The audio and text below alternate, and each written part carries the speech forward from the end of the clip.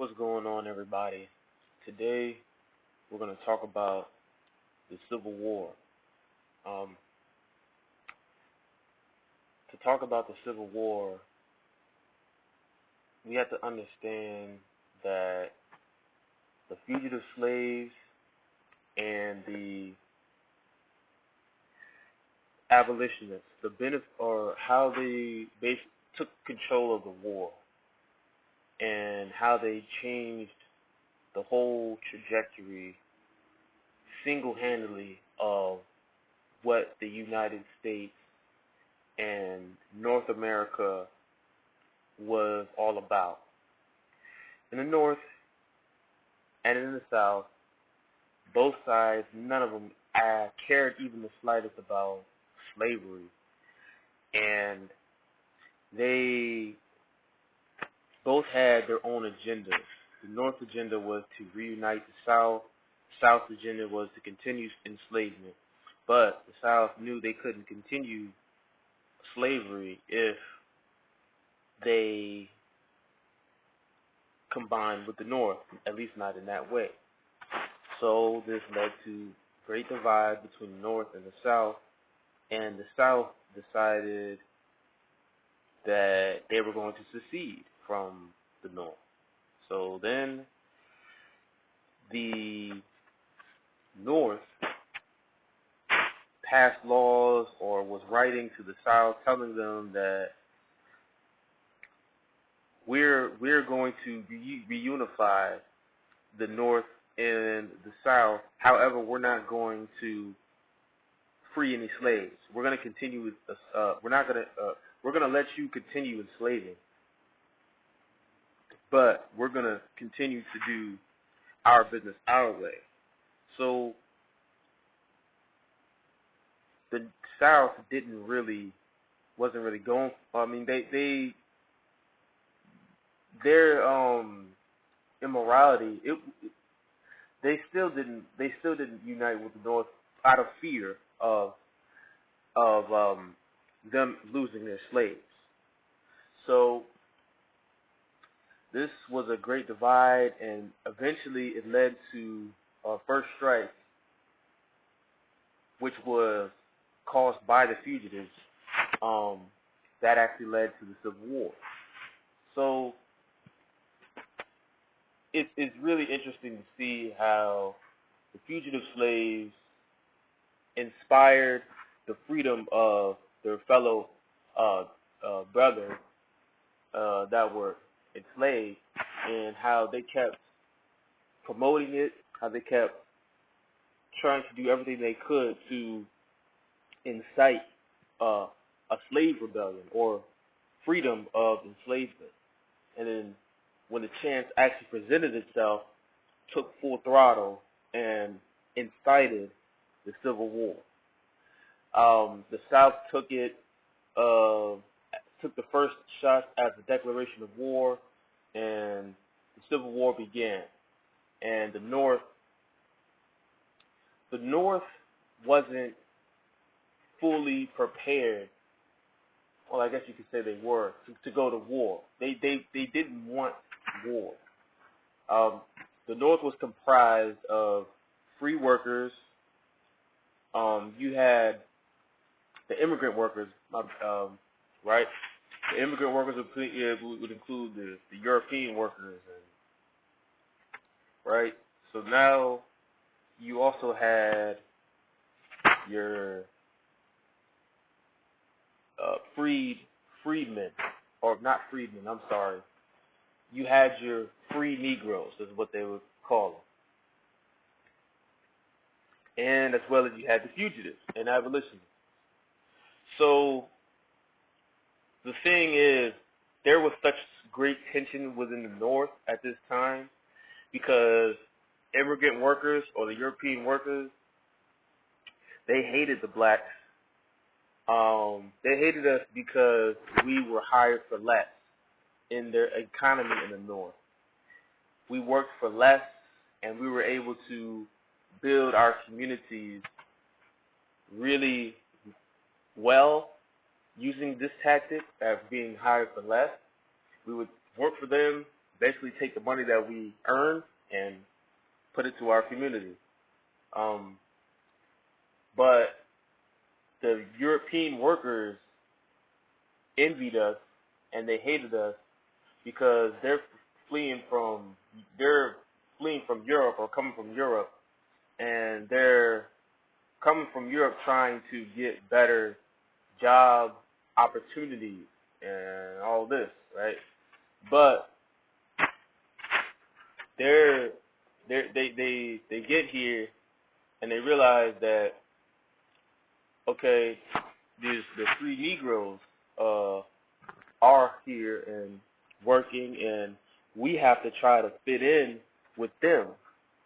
And they didn't like that. They hated that. So overall, it was a racist thing because at the same time, they didn't want to free any slaves in the South. But at the same time, they wanted slavery, but if they would have chosen to actually free the slaves and actually like stand with the abolitionists and fugitive slaves, they would have had better job opportunities, because now you're not fighting against the slave for job opportunities. You can't beat that. So it was a racist thing. The European immigrants, they were racist above all, and they created the white mobs, the mobs of the North, and this is where you get your burning down of buildings, hanging, and all of these different types of things from the mob. This is actually originated with European workers coming through and not being able to find and not being able to beat out the blacks of the North, and then in their frustration decided that they were just going to use their numbers and gang up and try to incite all this violence. But so this was going on in the North. There was fights and contentions and back and forth with free Negroes and fugitives and abolitionists with these European workers. You had the government and the businessmen and the corporate business owners who were kind of running everything in the North. They're what you would call your quote-unquote slave holders. They were basically the ones who ruled in the North. You would go to them for the jobs. You would work for them, and they were the ones that were hiring you and setting the price and doing all this. But I do believe that in the North, though, free Negroes, or eventually at some point you could hire or set your own wages. But I believe the conditions of those jobs were brutal and sometimes would be described as worse than slavery by the South, though. I believe that I honestly believe the North was a modernized form of slavery. It wasn't like the South, where the South was just straight, brutal slavery and horrible conditions and chains and whips and all this types of things. I think the North was more so of a modernized form of enslavement, but we took full advantage of that, of that in the North. The fugitive slaves, they were very powerful, and they had so much influence because they would not only free themselves from the slave masters by Harriet Tubman would be the key person in this with the Underground Railroad. Harriet Tubman, she created a lot of fugitives. She freed a lot of slaves. So with this, the fugitives a lot of fugitives would continue fighting to free everyone else and work with abolitionists and like Frederick Douglass. And there were many events that took place. I know Harriet Tubman and Frederick Douglass and John Brown got together. They were speaking. They spoke with Abraham Lincoln.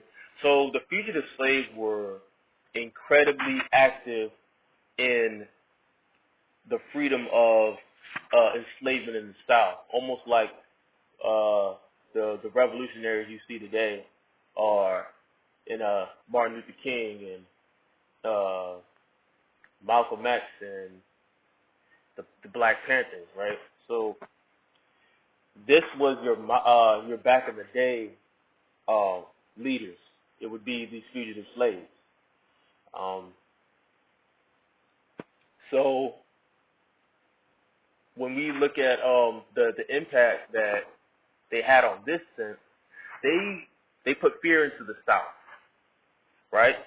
They put fear into the South because the South was promoting, it would publicize how bad they did that. The North wanted to end slavery, but really the North only never wanted to end slavery. The North was just they were just trying to reunite the South. So under their system.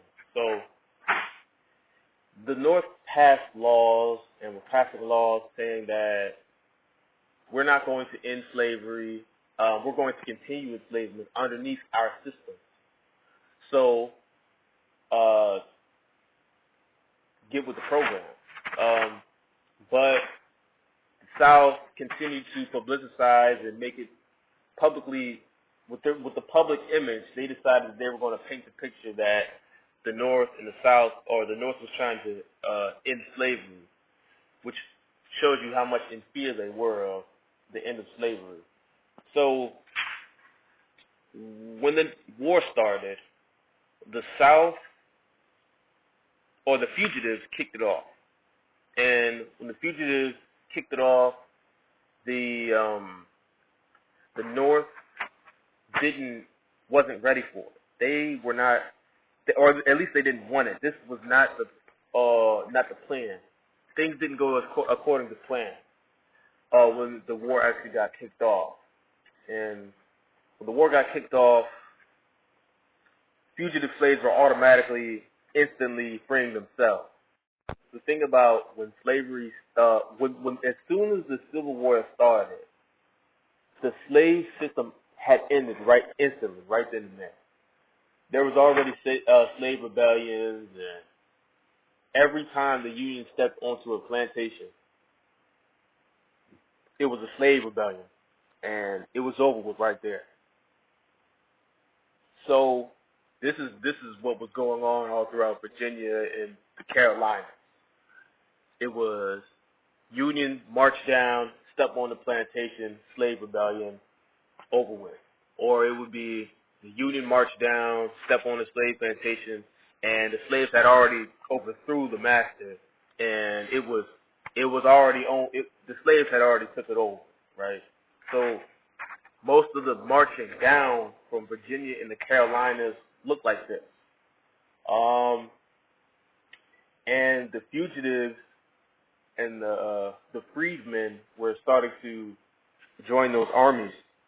But what the Union did, they wouldn't allow the Union Army. We have to put it in proper perspective. So the Union Army saw the slaves as slaves. They were just as racist as the South, but they saw black people just as the South did. But they believed in a different way of authority, a different way of ruling, right? So when they marched down and they saw all the fugitives, they contemplated with themselves, like, what are we going to do with all of these slaves? And what they did was they took those slaves as contraband, and they were made to work for the Union Army in as servants, as spies, and things of this nature. They weren't yet given weapons just yet, because Abraham Lincoln wasn't approving of that. So as they continued to march down and free more slaves, and more of them joined the army, this became the strategy for the North. The undeniable, easy, and inevitable strategy to take the slaves, because that's the whole power of the South. It's run by slaves. So if you take the slaves from right under them, then it's pretty much a walk in the park.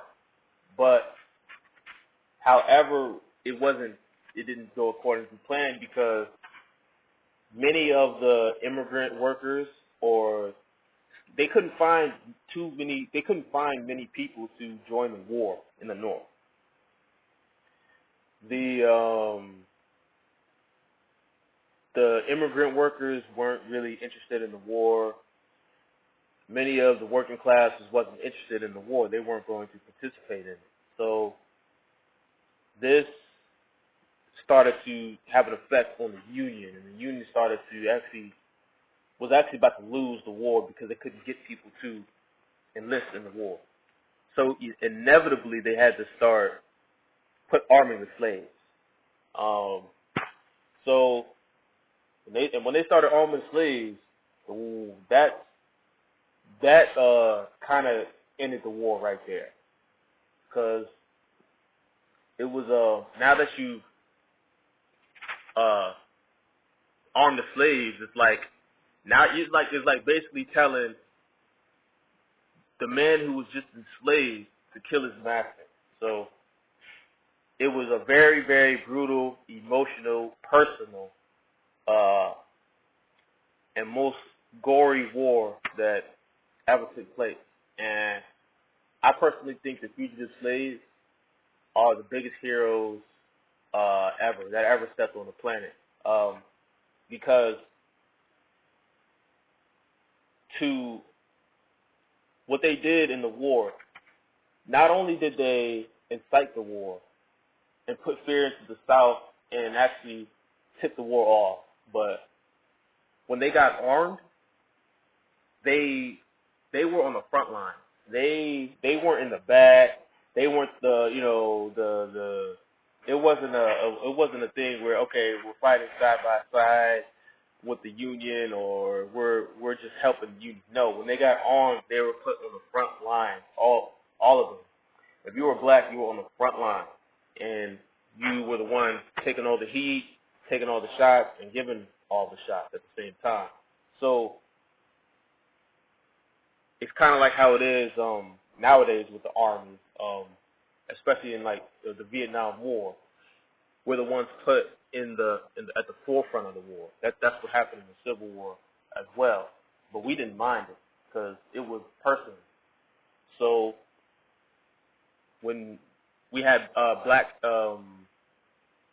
commanders and lieutenants, and they would take their troops throughout the lower parts of the Carolinas and Georgia and deep into the South, and it was the same thing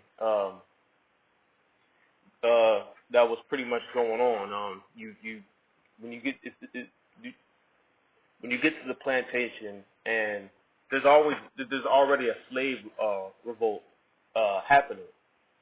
A lot of the places that they went to in the Carolinas and in Virginia, there was already black authoritative structure going on in those areas by the fugitives.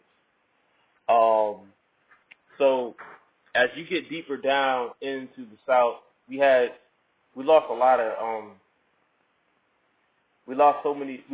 of great men, because we were getting shot in the back by the Union, as well as getting shot in the front by the South.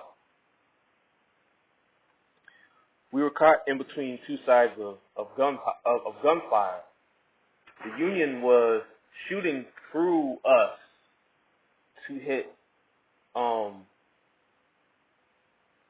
the South, to hit the Southern soldiers, and we were put on the front line of it, and where there was landmines or whatever it was, we were put on the front lines of it, and we had to endure it. So, but eventually, as I would say, this war was won by the fugitives. Because not only did they incite the war, they took over this entire war and they freed everybody, even when we got to Mississippi. When we got to Mississippi was very, as they would describe it, the generals described Mississippi as something that it was the most unsightly thing that they had ever seen. Slaves were uneducated, unfed, unclothed, and essentially they had just went through the worst.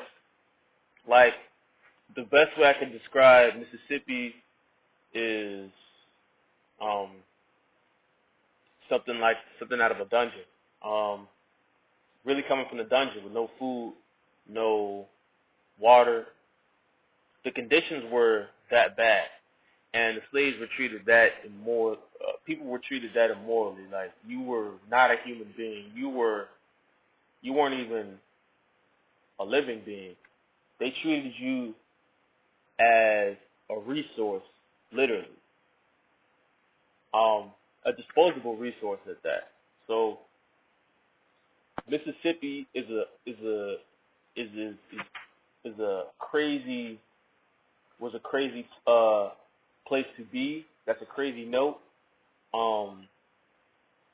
And the thing about the Union, how they saw it like, okay, so the North, we had just went from Virginia and Maryland and the Carolinas, and these fugitives and these slaves are offering services to us to fight in the war. That's the only way that we were able to even join the Union Army. It's because when we freed ourselves from slavery, we weren't looking for them for help. We were looking to join the army and to continue fighting down through the South and freeing everybody else. That was our mentality going throughout everywhere from the Carolinas and Virginia, Maryland. That was our mentality, right? But then when you get to Mississippi, the only thing that is on everybody's mind is people aren't even the only thing, people are just looking for help. This is what people wanted in Mississippi. Like, people were just looking for help. Somebody help me, because I'm in a condition so bad that I can't even help myself, right?